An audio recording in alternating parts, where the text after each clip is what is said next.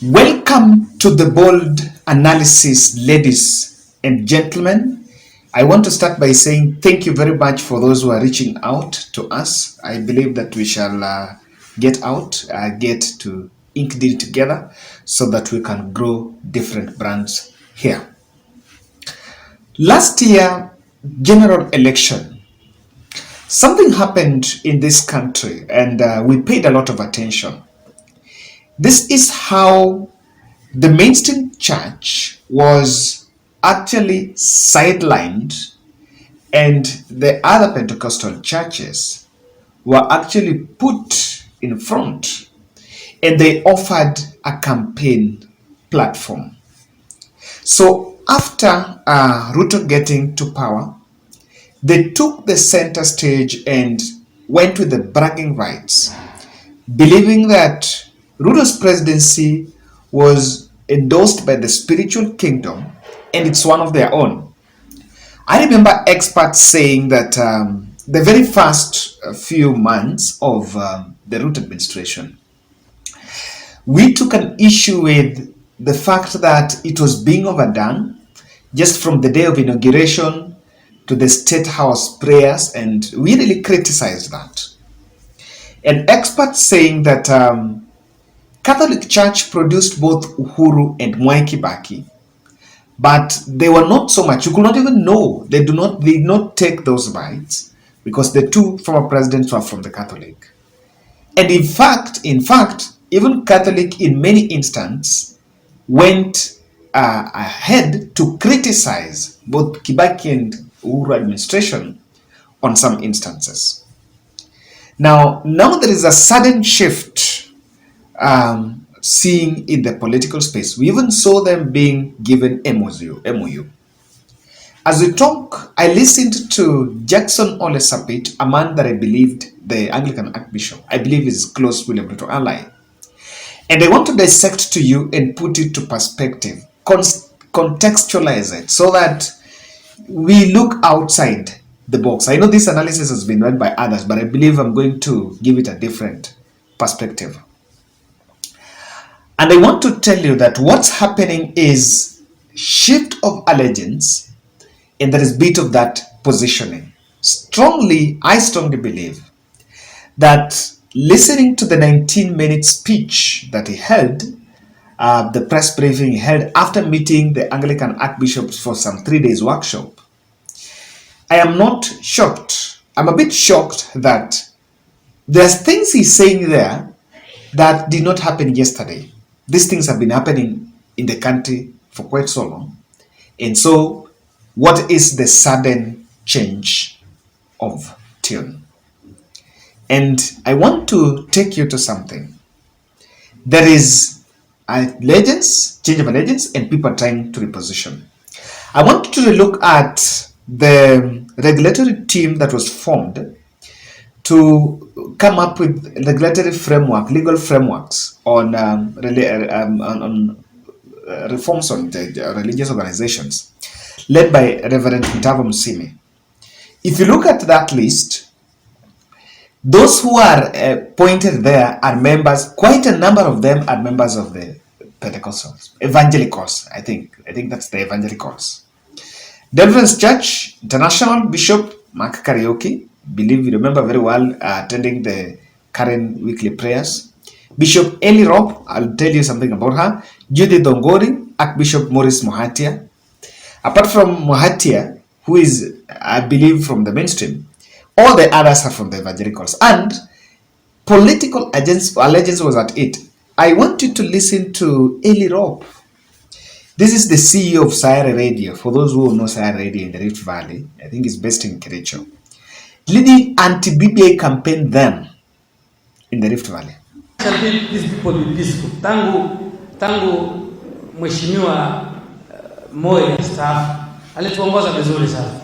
Tangu Kibaki amekuja, yes or no, ni dizi, ni chungwa, ni nini, sasa ni BBI. Please, the request for me and bishops who are concerned, we don't mind whichever way it goes, but do a very thorough research na matengano kwa wakati tukifikiri then what next. Otherwise, tunaomba Mungu kwamba kama kuna mtu ambaye analeta hii tabu, kama ni shetani, si shetani ashindwe katika jina la Yesu, ili nchi ipate kuwa katika amani nzuri. So we are tired every time we are waiting for something about tujui. Sasa tujui tena baada ya BBI tena uchaguzi itaenda, then we don't know what will happen. Atujui kama tena mtu mwingine atakuja na takataka gani tena baada ya huko mbele. This is not a good thing. Give the wananchi of Kenya a time to work. That pastor there is a member of that team. He was a man that led anti-BBI campaign back then, and he was on Camp William Ruto by then. So let me tell you, I strongly believe that what's happening now is bit of the mainstream churches are trying to trigger pushing the UD administration, because they've realized that there is bit of them changing allegiance. The evangelicals who supported William Ruto, I still believe and I strongly believe they were supposed to be the team that will put to checks. In the wake of things going on now, even the overtaxation that is going on, they're the ones that should be leading the onslaught, or rather giving their opinion on the same, but they've kept quiet. It's because for them, it's about political leaning. And I remember analyzing that if the spiritual kingdom is what put the UD administration on power, then they should also move forward and also join the rest of us in accountability. And so, things are changing. And they've been used and dumped. Allow me to use that word. I want you to listen to Rigathi speaking in Nakuru over the weekend, asking the Catholic bishop, the Catholic church, to allow them, give them money. Because last time they refused. That message, let me tell you something, Rigathi. Rigathi there is a way he delivers message, but he speaks, I think he's the mouthpiece. He's the advanced team in terms of when the state is trying to push something. He's a member of the William Ruto's advanced team. And in a clear gesture of asking the church, the Catholic, that we want to be your friends. With the Church of Christ, we are willing to work with the Catholic Church. Hatuna maneno, mkituita kanisani, tutakuja. Kuna wakati mlikuwa mmesema tusilete pesa kanisani ya Catholic, mkitufungulia mtatuambia. Siko namna hiyo. Because iko kazi mingi ya kufanywa sana hii kanisani. Sisi ni watu ya kujenga makanisa tukiwa na president. Kuna wakati mlisema tusipitishe 50,000 na tukakubali. Sasa mkikaa mkiona mnataka usaidizi wetu, tuko tayari. Mkiona hamtaki pia tuko sawa. We don't have a problem. Sisi ni Wakristo na tuwezi bishana na wakubwa wetu wa kanisa. Whatever you decide, we shall do. We are very obedient. We don't argue with our spiritual fathers. For those of us who have been following, you will understand that there is something that Rigathi is saying there, that we're willing to give money. In the previous script playbook was we are building churches and supporting the church, and with that was done by the evangelicals largely. But now, after signing those MOUs and they are not really obeyed, there is a bit of a crack happening. They've realized that they're trying to disassociate, and then they're shifting now allegiance and going to the mainstream. Now, this is what is happening. Sudden Ole Sapit is perceived to close William Ruto's ally. And I remember BOMAS, the Azimio team, really have a lot of disdain against him because how he oversaw the Chebukati announcement amidst chaos. And recently, he did not listen to the other side of the political divide. And even in fact, I normally say, if there are people that will plunge this country to chaos, were those people that would do. If that announcement was to lead us to very unfamiliar situation, then we were to blame them for even that, because there was no hurry to do it. And recently, he was even given land. He even signed a deal in the national government and was given some land under ACK from the Galana Kulalu to run some projects on, I think, producing something for animal feeds. Some farming on animal feeds. And his open criticism came as a shocker. Because, as I said, some of these things are not coming new. There is something he's saying, I've just picked one for now. He spoke about the taxes, that we are being overtaxed. He spoke about government should be very open and clear on the issues of debt, amongst others. But one that struck was on the open cronyism and tribalism in the country. There is a glaring tribalism and cronyism, particularly with regard to public appointments. There is apparent lack of accountability and transparency in our institution. This is not acceptable. Let all institutions and government agencies be impartial and efficient and not simply beholden to political influence, but serve all Kenyans with impartiality. Political tension feed off poor governance, and no number of talks will create harmony if the government fails the accountability test. We see that the government is walking on a slippery path by slackening in fight against corruption. To our dismay, impunity in the management of public resources and public affairs is becoming the order of the day. The state of the economy. On the state of the economy, the House of Bishops demand that the government of Kenya be truthful with the citizens on the enormity of the challenges of public debt, distress, inflation, and the burdensome cost of living. We observe that the government is not doing enough to rein on wasteful public expenditure or improve deteriorating levels of public services in all sectors. The government is increasingly providing incentives to the plight of majority of Kenya. And let me tell you something.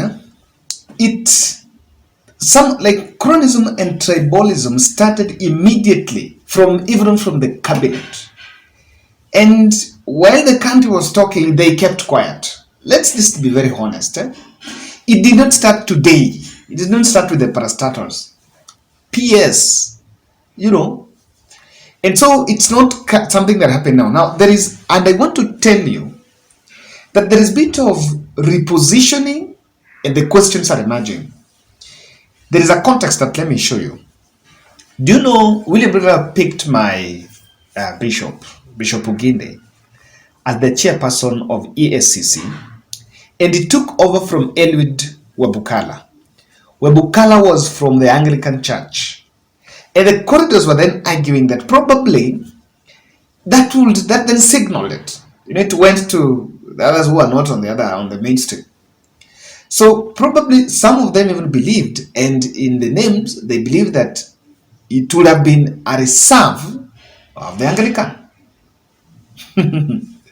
So I want to tell you that there is a lot of things going on.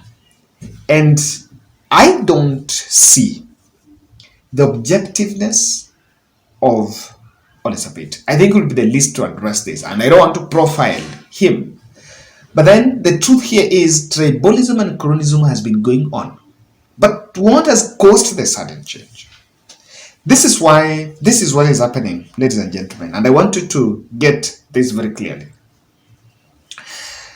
The mainstream have realized that the state, or rather the Ruto, Rigathi, and the company, wants to shift allegiance and drop the evangelists after using them to ride to power, and they'll want to cross over the side.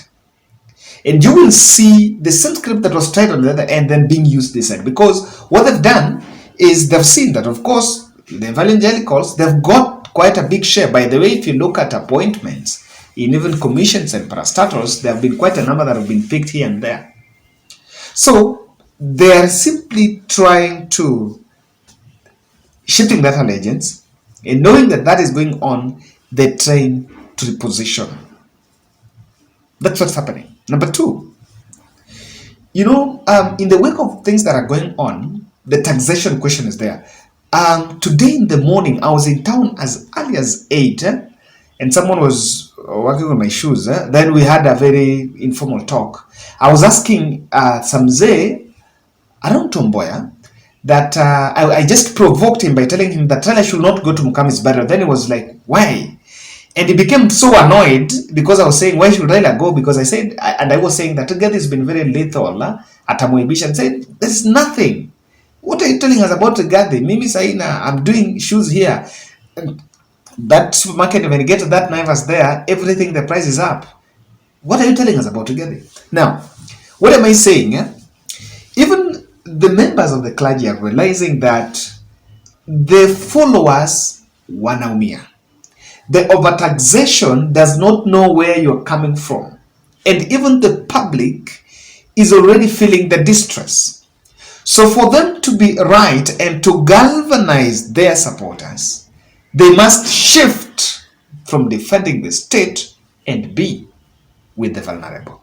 And the vulnerable is the population.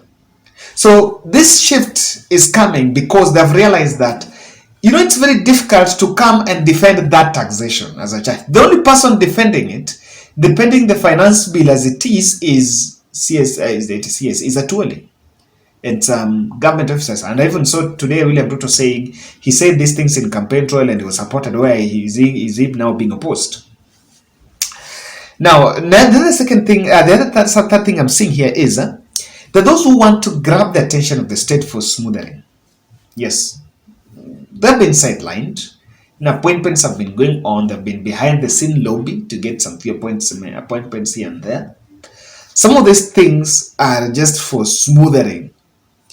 And, to drag, there are some personal fortunes. And, many people even believe, if you look at the kind of zeal and the aggression by the Anglican Archbishop at BOMAS, it will be hard to believe that there was no personal fortune that maybe parted with at William Ruto's presidency.